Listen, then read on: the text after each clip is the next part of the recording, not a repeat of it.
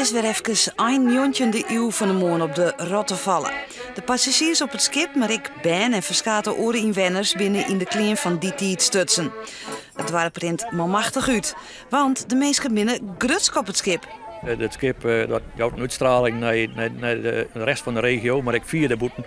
Wij komen overal en dan staat de Rottevallen op de kaart en dat willen we heel graag zo horen en daarom hebben we hem aangekocht voor zelfs. Ik weet zeker dat Rottevallen is blij met de rot, want het is een stukje historie van het zuiverste water. Hartstikke mooi. De rot waard in de jaren 70 bij Tafal weer voen in Haarlem en in 2011 onkocht terug de stichting De Freunen van de Rot. Zonder meewerking van de Compagnons, een 200 jaar oud genootschap van Pomeranten dat eigenaar is van Pleertsen en Laan, hier dat net kind.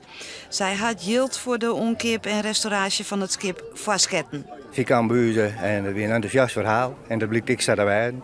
En toen ben we daar hebben we jongen en dat hebben we in de vergadering gebracht en dat weer nog gauw instemd. Ja. De rot vaart Joet Krektos in het verliezen van de Rottevallen oer Jestemar, Burgum en ze woord naar Ljouwert. Het is maar een liedskoetje, maar het zielt prachtig. Vroeger werd bekend in de wedstrijden dat een heel snel schip weer in zijn klasse. Toen hingen alleen maar liedskoetjes, toen een hele protten. Eén keer 2 jaar hadden we hem eruit, dan moet je hem skin en dan wordt hij opnieuw in de tagen zetten. En als hij dan onder de tocht krupst, dan zie je hoe de intrijden van de lengte, dan begint de oer al te minderen. Dus hij wil wettelijk goed loszetten. En dan is het een snel schip.